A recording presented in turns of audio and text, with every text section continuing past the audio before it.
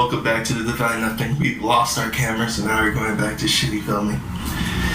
Off the iPad. Off that fucking iPad. What? So let's just hear it.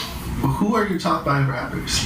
Top 5, like, in terms of, because I'm not trying to get flamed for, like, oh, you didn't include, no. It's not in terms of, like, personal. Just off the head, just off the top. Just off the top, yeah. Who I listen to today. Vic Mensa. Okay. Chance the Rapper. Okay. Anderson .Paak. He's not necessarily a rapper, but yeah, I was about to say that one doesn't count. I'm gonna let you go. I'm gonna include him in this. Who else? Lucky from Chicago. Even though he's not a good rapper, he's a grungy rapper, and I like that. And 5th, I'll go with Joey Pert from Save Money. That's cool. That's cool. That's cool. But let me explain to you why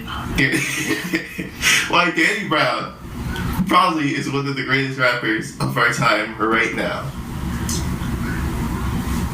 Are you even going to dispute this? Let me start with this. Okay, let's get this. Let's first get off the bat start with the fact that Danny Brown is definitely one of the most innovative rappers we've seen. Just true. In this time period. No one can copy Danny Brown's style. Now, given that nobody may want to copy his style, maybe another valid argument, but the point is his style is distinct and it's his own. And he's able to manipulate his style and bring about other things from it, like his new album, Atrocity Exhibition. It's filled with a lot of good experimental songs, fast beats, different stuff that we haven't seen in rap before. And he brought it together really well. And his flow is fucking crazy. It's like a white drunk chick on acid who is actually a black guy. Yep. If you want to, yeah, I mean, it's really, there's a lot of layers to what he does. A lot of layers, even in his lyrics. And that being said, go ahead and try to go through everyone on your list and we'll dispute why. So, in terms of, like, creativity and, like, versatility, Vic Mensa definitely is more, like, you can make more songs, or he can make more songs that aren't necessarily rap songs than Danny Brown, in my opinion. But we're talking about rappers. We're talking about rappers. So even as a rapper, Vic Mensa is definitely better than Danny Brown. For the simple fact of, like, you can tell that he's in tune with a lot of different musical elements from different genres. So, like, in his raps, you can hear that he incorporates that. Like, from Danny Brown, I don't really see the same thing. Musical elements, like the Atrocity Exhibition had, like, rock. It had some psychedelic, bro. You already lost that. Take that out right there, bro. Does European dance music, and does it well. Like, I'm pretty sure Danny Brown has some Scottish shit going on in one of his songs. I need to double check that, but hold that for me. In addition to that, Danny Brown, no one got lines like Danny Brown. When you heard a Vic Mensa line where Vic Mensa says some shit like, "Bitch pussy stinks, smells something like a Cool Ranch Dorito." That line is weird. it's not that great. Like, that's the thing. Like, even, like, lyrically, like, Vic is definitely leagues ahead of Danny Brown. Like, he has no punchlines. He has no good punchlines like Danny Brown. Danny Brown has lines, and his lines have layers. I mean, like, since we're doing this wrong, I don't have anything. I don't have, like, examples set out.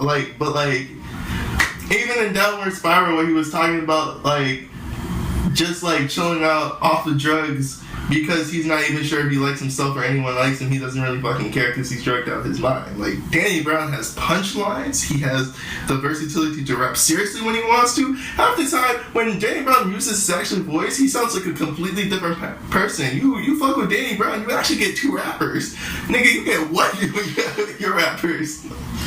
So, okay, in terms of, like, different flows, so, like, again, Vic Mensa. It's pretty much just like a Danny Brown versus Vic Mensa video, I guess. But, like, in terms of, like, different flows, so you have the internet tape flow, like, pretty much like that whole lyrical storytelling flow. Like, all of what internet tape is pretty much about Vic Mensa, the person, like, the young man being, I think he was 19 when he wrote it. There's stories there. Like, it's not, like, punchline after punchline, but it's very lyrical storytelling. And then he has, like, Feel That, which is just, like, a party song, like, that's just party songs, and then Down My Luck, which is like a dance song, and then there's so much stuff, and then he's on Wolves and he's singing, like, full on singing. So Danny Brown does an ODB singing. A. B. Danny Brown does everything you just said in Atrocity Exhibition. He showcases his talent of versatility. So you gotta take another out there, but I'm gonna let you try again. Vic Mensa has like so many different genres that he can do. Like that's the thing. Like so in terms of even with rap, like I said, he did feel that he'll do Heat It Up, he'll do Heirs to the Throne, like the freestyle he did. He'll have like the internet tape stuff. Then There's a Lot Going On. And There's a Lot Going On as a song is like one of the most honest, like you talk about like sad and feelings and like honesty and raw There's stuff. a lot going on. There's a 7-minute song that Danny Brown could have done in 3. Less words, more emotion, better. Danny Brown can convey certain things and he doesn't need as much. He's very, and mind you, like I think the other thing is Danny Brown just has more experience. He's a 35-year-old man, bruh. Vic Mensa's been rapping since like he was a kid. That's the thing. Like Danny Brown was rapping since he was in 5th grade. He has stories of him being in like 3rd grade and rapping to his teacher. His teacher being like, "Oh, so you're gonna be a rapper one day?" You can't like. Danny Brown has too much experience in this, bruh. What you're arguing for is a false idol. Danny Brown he's good at things, but he's definitely not as lyrical as Vic Mensa is. Like he has more punchlines, I guess, but that's different types of rap. Like punchline rap and lyrical rap. Like you can't tell me that Internet Tape is less lyrical than Atrocity Exhibition. And that was Vic Mensa's first mixtape. It wasn't even his like second. It wasn't any of his later stuff. This is like his debut mixtape when he was 19. Alright. So I'm a pretty myself. The first song off of the Atrocity Exhibition is Downward Spiral. Which is a good song, that's right. Yeah. I'm about to just look it up. Fuck it. Fuck. I'm about to read like the first bar. I'm sweating like I'm in a raid. Been in this room for 3 days. Think I'm hearing voices. Paranoid and shit. I'm seeing ghosts. Oh shit. So off the bat, with only 4 lines, we've already created an atmosphere. Niggas need whole verses to make an atmosphere. Danny Brown did it in a single bar. Let's make this clear. A, you have the visual image of some dude sweating his ass off. You're paranoid as shit, schizophrenic as shit. You're hearing voices. Like, you've already created an ambience. And after he's created an ambience, he's able to take an idea and fully delve into it. Vic Mensa seems like he wants to delve into an idea, and he kind of touches on it, but he needs like a lot. He needs more words to do it. Like he hasn't mastered more is less, because he's trying to give you vivid descriptions, but somewhere in the vivid, it's like reading a really, really long book where they try to give you a lot of stuff so you would really get into it, but instead you find yourself lost because you're just like, there's a lot going on. So, I mean, I don't really think so. So, it depends on the song, too. So, if you want to take certain songs of his, I don't even know which songs you can make that argument for. Like, so even on, like, 16 Shots, like, that's a really vivid thing. It's a vivid song. It's a protest song. Within any line, like, there's no wasted lines in that where I could be like, oh, I could do without, that. There's nothing really wasted. Like, I don't really see... Okay, bro. Explain Shades of Blue. Shades of Blue is not a good song. It's a good concept, but that's not a good song. That's the one miss out of like as many songs Vic Mensa made. Like that's just that whole mixtape. It's funny that you should mention that because it asked me about Danny Brown's business in the whole album. In fact, he remixed 2 more songs after that. And he still didn't miss. They still weren't misses, but he didn't put them on the album because he didn't add anything to the album because he understands less is more. There were less than like 12 songs on There's a Lot Going On. Like, and Shades of Blue, it's not a good, like the song, I don't like it personally, but like it's an important song and it adds to the idea of like the whole social justice thing that Vic's into. So like, talking about Flint was important. It just wasn't like the way he did it was, I didn't like it necessarily. But even with that song, I wouldn't say like it's a waste, like it wasn't for me at all.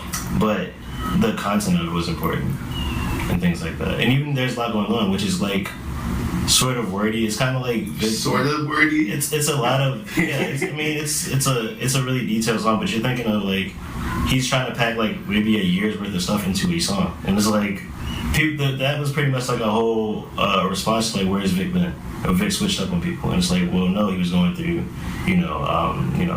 bipolar depression, I think, and then like stuff with his girlfriend and things like that. So even in that song, it was wordy, but it was like I didn't think like, oh, maybe I want less detail about him like flipping out. Like it was important. But also, that's a concept that could have been brought out better throughout a couple songs and brought together as a whole with There's a Lot Going On. He waited literally until the last song, and this was another problem that J. Cole had with the For Your Eyes, for like, I don't fucking even remember.